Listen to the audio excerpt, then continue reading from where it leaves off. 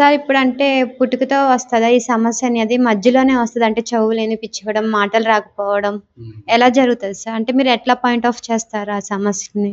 Okay. అంటే ఇందులో 2 రకాలుంటుందండి. Basically ఇది పుట్టుకతో పాటు మధ్యలో కూడా వస్తుంది. సో, పుట్టుకతో వచ్చే ప్రాబ్లమ్స్ ఏందంటే హియరింగ్ ఇంపైర్‌మెంట్, మెంటల్ రిటార్డేషన్, ఇప్పుడు అది మనం ఇంటలెక్చువల్ డిజబిలిటీ అంటాము. తర్వాత సెరెబ్రల్ పాలసీ, ఆ తర్వాత ఆటిజం రీసెంట్‌లీ మనం చూస్తున్నాం ఇది. తర్వాత ఇంకొన్ని ప్రాబ్లమ్స్ ఉంటాయి. అవేం చేస్తాయంటే పుట్టుకతో ఉంటాయి కాబట్టి దాని ప్రభావము బ్రెయిన్ గ్రోత్ మీద, లేదా వాళ్ళ మాటల మీద, భాష మీద బాగా ప్రభావం చూయిస్తాయి. సో, సివియారిటీ ఆఫ్ ప్రాబ్లమ్ ఎక్కువుంటే వాళ్ళ ప్రాబ్లమ్స్ కూడా ఎక్కువుంటాయి. అంటే హియరింగ్ ఇంపైర్‌మెంట్ లాస్ ఎక్కువుందనుకోండి, వాళ్ళకు లాంగ్వేజ్ ప్రాబ్లమ్స్ కూడా ఎక్కువుంటాయి. అలాగే ఇంటలెక్చువల్ డిజబిలిటీ ఐక్యూ తక్కువుందనుకోండి, లాంగ్వేజ్, స్పీచ్ వచ్చే అవకాశం కూడా చాలా తక్కువుంటుంది. సో, ఇది పిల్లలతో పాటు పెద్దల్లో, లేదా నడి వయస్సు ఉన్న వాళ్ళలో, లేదా ముసలి వాళ్ళలో కూడా ఉంటాయి. సో, వాటిని మనము మధ్యలో వస్తే అక్వైర్డ్ ప్రాబ్లమ్స్ అంటాం. Like acquired hearing loss or acquired problems like speech, language, voice, fluency ఇవి. అంటే ఇప్పుడు కొంతమంది అనుకుంటారు మేనరికం వల్ల ఇట్లా జరుగుతుంది. అంటే బ్లడ్ రిలేషన్ వల్ల ఇలా వస్తుందని చెప్పని అనుకుంటారు. అదే నిజం అంటారా? లేతే ఏమైనా సమస్య ఉంటదంటారా? ఇందుకు చాలా కారణాలుంటాయి. సో, పర్యావరణంలో, లేదా తల్లి గర్భం దాల్చేటప్పుడు, లేదా తల్లి ఆల్రెడీ ఒక డిజేబుల్డ్ ఉండడం, లేదా పేరెంట్స్ ఇద్దరిలో ఎవరైనా డిజేబుల్డ్ ఉండడం, లేదా గర్భం దాల్చేటప్పుడు అంటే ఫస్ట్ 3 ట్రైమిస్టర్స్‌లో కూడా ప్రాబ్లమ్ వచ్చే ఛాన్సెస్ ఉంటాయి. అప్పుడు సైకలాజికల్ ప్రాబ్లమ్ కావచ్చు, హెల్త్ ప్రాబ్లమ్స్ కావచ్చు, ట్రామా అంటే మనం ట్రామా, ఫిజికల్ ట్రామా కావచ్చు, ఇంకోటి సైకలాజికల్ ట్రామా. ఇందులో ప్లస్ డైట్, ప్లస్ వాళ్ళ హెల్త్ ఇష్యూస్, ఇవన్నీ కూడా ఒక రకమైన కారణాలుంటాయి. సో, వాటిని మనం ఏమంటామంటే ఆ ప్రాబ్లమ్స్‌నేమో 3 రకాలుగా ఉంటాయి. ప్రైమరీ, సెకండరీ అండ్ టెరిషరీ అని ఉంటాయి. సో, ప్రైమరీ ప్రివెన్షన్ ఏందంటే వాళ్ళ మ్యారేజ్, అంటే మేనరికప్ మ్యారేజ్ అవాయిడ్ చేయడము, లేదా ఈ డిజేబుల్డ్ మ్యారేజెస్‌ని చేసేటప్పుడు మనం జెనెటిక్ స్పెషలిస్ట్‌ని కలవడం, తర్వాత ఇంకొన్ని పరీక్షలు చేయించుకోవడం, వాళ్ళు చెప్పిన పరీక్షలు చేయించుకోవడం. ఇవి చేస్తూ ప్లస్ ఆ 9 నెలలు గర్భం దాల్చిన 9 నెలలు కూడా డాక్టర్ చెప్పినట్టు మనం ఎన్నో టాబ్లెట్స్ ఇస్తారు. ఐరన్, ఫోలిక్ యాసిడ్, ఇవి అవి అంటే పిల్లల బ్రెయిన్ గ్రోత్ మీద, అవయవాల గ్రోత్ మీద ఆ 9 నెలలు కూడా చాలా ప్రభావం చూపిస్తుంది. లేట్‌గా పుట్టిన ప్రాబ్లమే, ముందుగా పుట్టిన ప్రాబ్లమే. సో, వాటిని ఏంటంటే ఇమ్మీడియేట్‌గా మనము నియోనాటల్ స్క్రీనింగ్ అని చేస్తాం. ఈ నియోనాటల్ స్క్రీనింగ్ అనేది ప్రతి హాస్పిటల్‌లో మామూలుగా జరగాలి. దీనికి స్పెషలిస్టులు చేయాలి.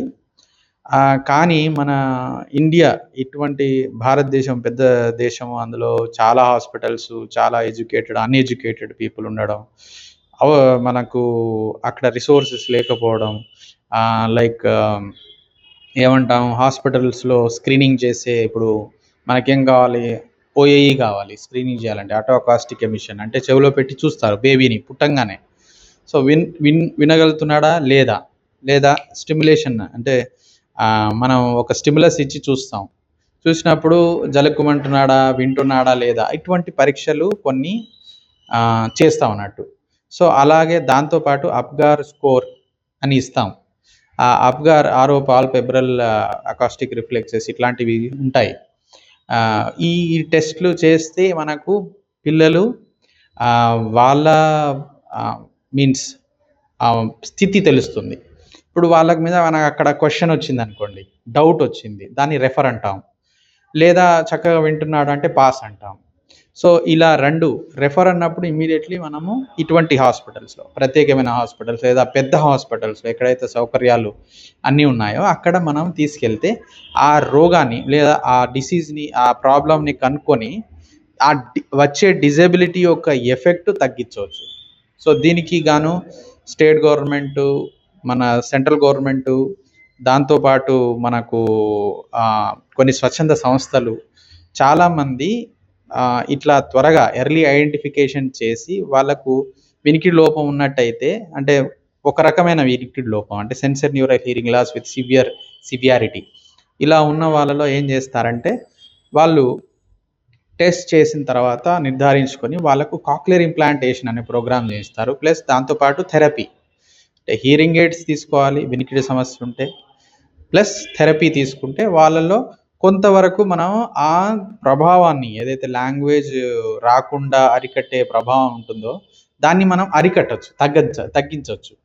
సో వాళ్ళని నార్మల్ స్ట్రీమ్లో మనం తీసుకురావడానికి ట్రై చేయొచ్చు. సో ఇప్పుడు అది చాలా మంచి బృహత్తరమైన కార్యక్రమం. ఎంతోమంది దాదాపు భారతదేశంలో సెంట్రల్ గవర్నమెంట్ ద్వారా ఇవాళ 6,500 మందికి ఫ్రీ సర్జరీ చేశారు.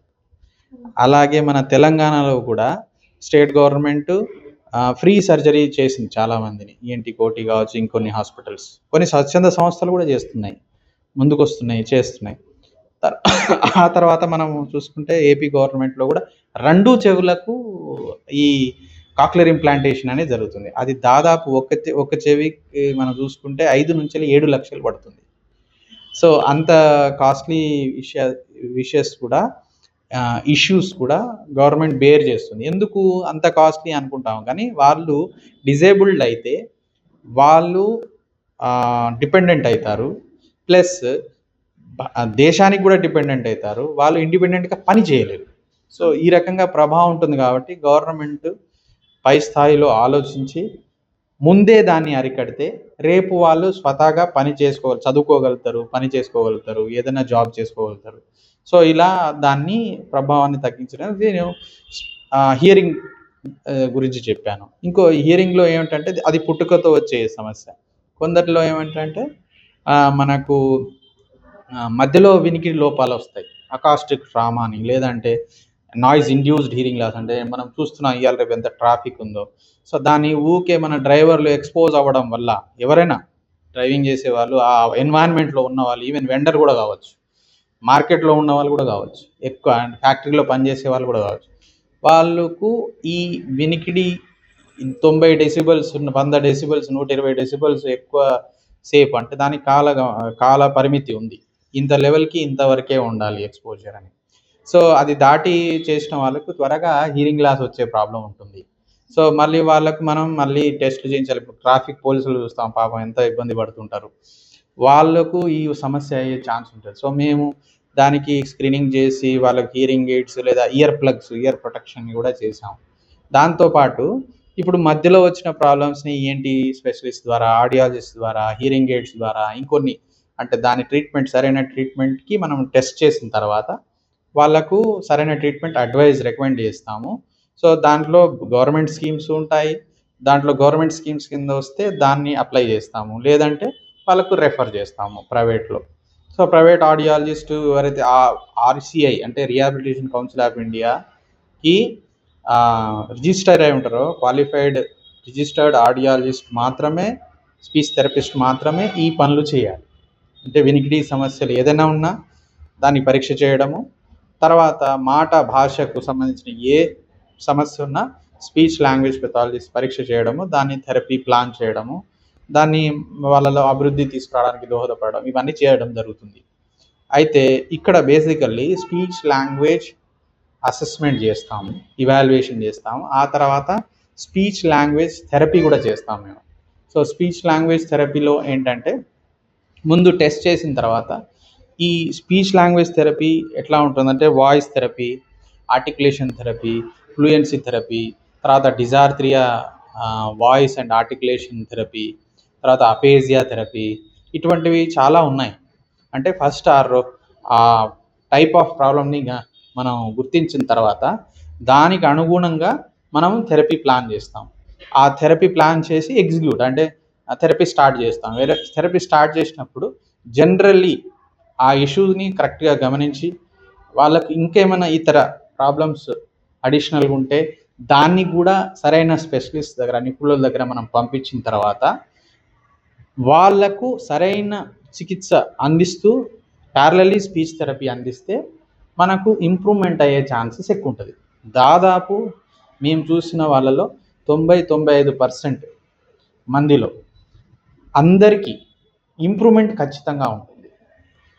కానీ అందరికీ నార్మల్స్ లాగా అయ్యే ఛాన్సెస్ అంతగా ఉండదు. బట్ ఇంప్రూవ్మెంట్ అనేది మనము గ్యారంటీ అనుకోవచ్చు. ఎందుకంటే మనం అన్నిటినీ కరెక్ట్ చేస్తున్నాం కదా. అన్నిటినీ కరెక్ట్ చేస్తున్నప్పుడు ప్రస్తుతం 15% ఉన్నాడు అనుకోండి, రేపు 35, 50, 70, 80 అయ్యే ఛాన్సెస్ ఎక్కువ ఉంటాయి ఇంప్రూవ్మెంట్. సో అలా మీరందరూ అంటే సామాజికంగా అందరికీ తెలవాల్సింది ఏంటంటే, మాట ప్రాబ్లం వచ్చినా, గొంతు ప్రాబ్లం, వాయిస్ ప్రాబ్లం వచ్చినా, లేదా వినికిడి ప్రాబ్లం వచ్చినా క్వాలిఫైడ్ ఆడియాలజిస్ట్, స్పీచ్ లాంగ్వేజ్ పెథాలజిస్ట్ని కలిస్తే టెస్ట్ చేసిన తర్వాత వారికి సరైన చికిత్స అంటే ట్రీట్మెంట్ అనేది అందజేస్తారు. ఇప్పటి వరకు చాలామందికి తెలియదు. మామూలుగా జనరల్ ఫిజిషియన్ దగ్గర లేదంటే ఈఎన్టీ స్పెషలిస్ట్ దగ్గర వెళ్ళి ఆగిపోతారు. వాళ్ళకు ఈ సబ్జెక్ట్ నాలెడ్జ్ ఉండదు. కొంతవరకే తెలుస్తుంది. ఎవరైతే ఔత్సాహికంగా ఉంటారో ఇవి తెలుసుకుంటూ ఉంటారో వాళ్ళకు కొంత తెలిసి ఉంటుంది డాక్టర్లు, కానీ అందరికీ తెలియదు. ఈవెన్ ఎంబీబీఎస్ డాక్టర్ కూడా speech therapy, audiology testings, ABR, ASSR ఇవి తెలియదు. కాబట్టి ఈ అవగాహన కోసము మనము పబ్లిక్లో తేవాలి. ఈ అవగాహన తెస్తే, అవేర్నెస్ తెస్తే వాళ్ళు వినికిడి ప్రాబ్లం ఉన్నా, మాటకు సంబంధించిన ప్రాబ్లం ఉన్నా స్పీచ్ లాంగ్వేజ్ పెథాలజిస్ట్, ఆడియాలజీ దగ్గర వెళ్తే అతను సజెస్ట్ చేసిన టెస్ట్లు, థెరపీ తీసుకుంటే ఇంప్రూవ్మెంట్ అయ్యే ఛాన్సెస్ ఎక్కువ ఉంటుంది. ఇంకోటి ఏంటంటే, దీనికి గాను మేము Telangana audiologist, speech language pathologist డాక్టర్లము మేము ఎన్నో రకాల కార్యక్రమాలు చేస్తున్నాం. ఇవాళ ఇంత మాట్లాడుతున్నా అంటే మేము ఆల్రెడీ ఎన్నో చేస్తున్నాము. పోలీస్ వాళ్ళకు, జనరల్ పబ్లిక్కి, న్యూనేటల్ స్క్రీనింగ్, లేదా ఒక్కొక్క ఏరియాలో మన హైదరాబాద్లో, ఖమ్మంలో, వరంగల్లో ఇట్లా ఆల్రెడీ ఎన్నో చేస్తున్నాం. ఈ అవగాహన సదస్సులు కావచ్చు, ఉచిత వినికిడి శిబిరం, ఇటువంటివి ఎన్నో చేశాం.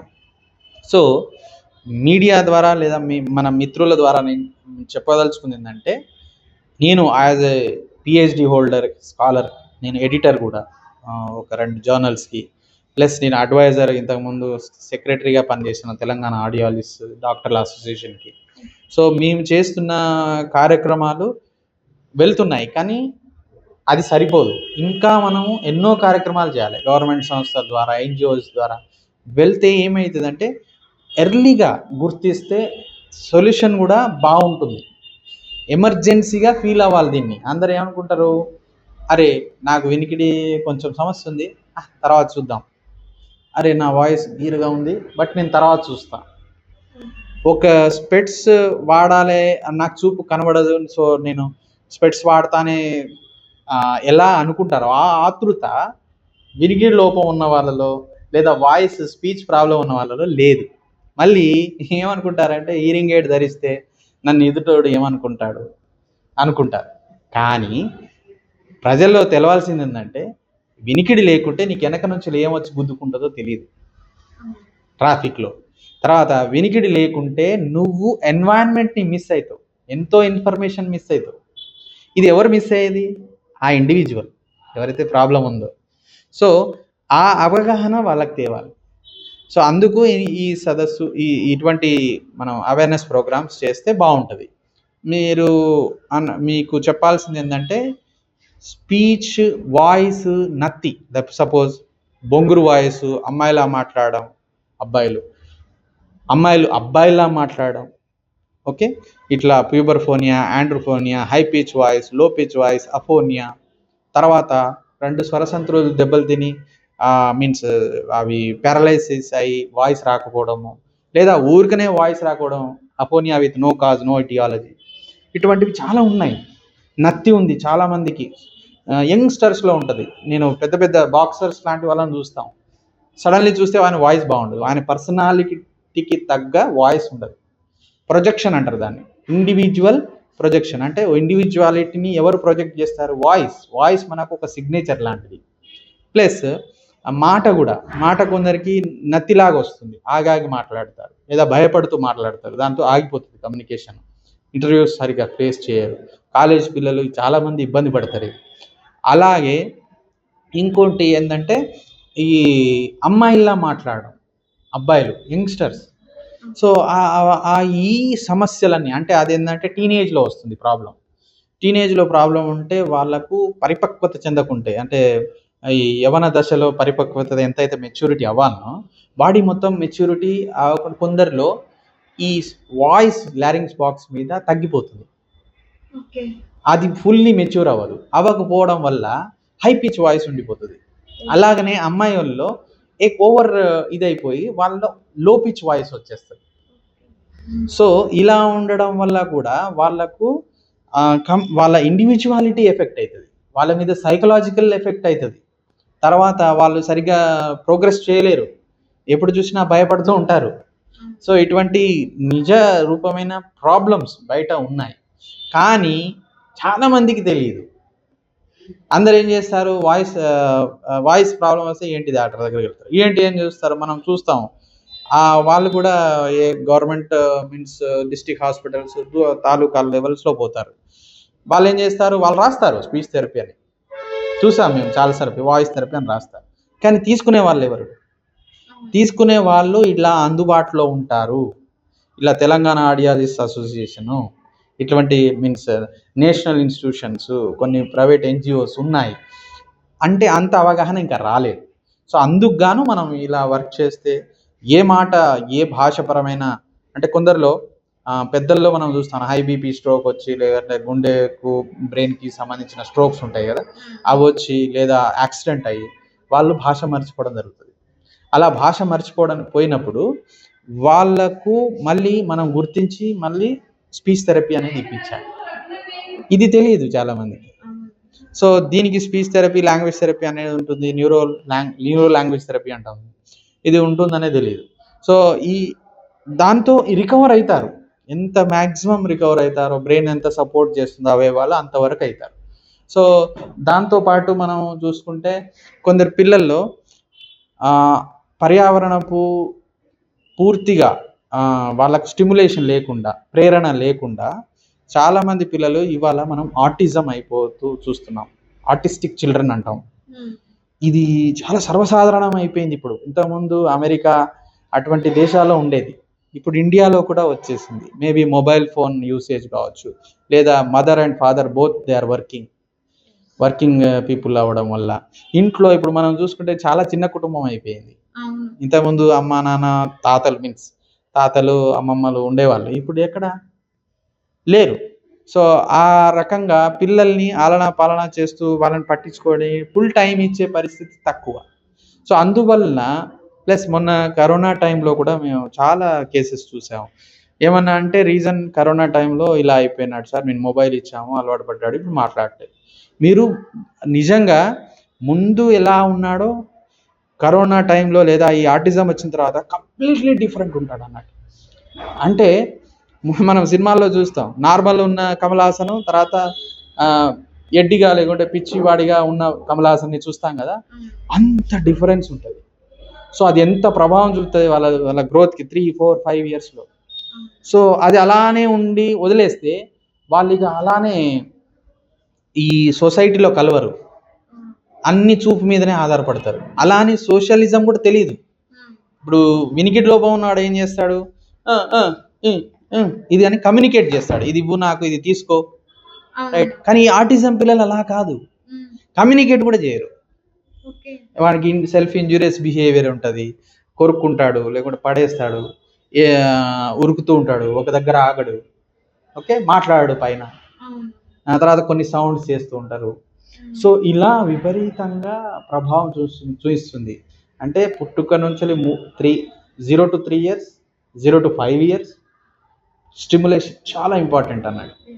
తర్వాత కూడా అంటే ఏమైనా సమస్య వచ్చినా మధ్యలో కానీ పుట్టుకతోనే వస్తే ఇమ్మీడియట్లీ చేయాల్సింది ఏంటంటే ఫస్ట్ ఎర్లీ ఐడెంటిఫికేషన్, తర్వాత immediately early detection of the problem, and తర్వాత ఎర్లీ ఇంటర్వెన్షన్, ఇమ్మీడియట్లీ దాన్ని కార్యరూపంలో చేయడం.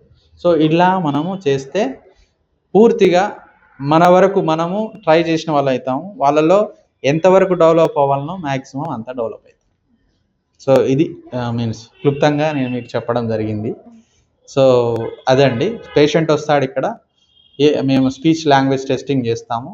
దాంట్లో voice fluency, articulation, cerebral palsy, autism, dysarthria, apraxia ఇలాంటివి టెస్ట్లు చేస్తాము.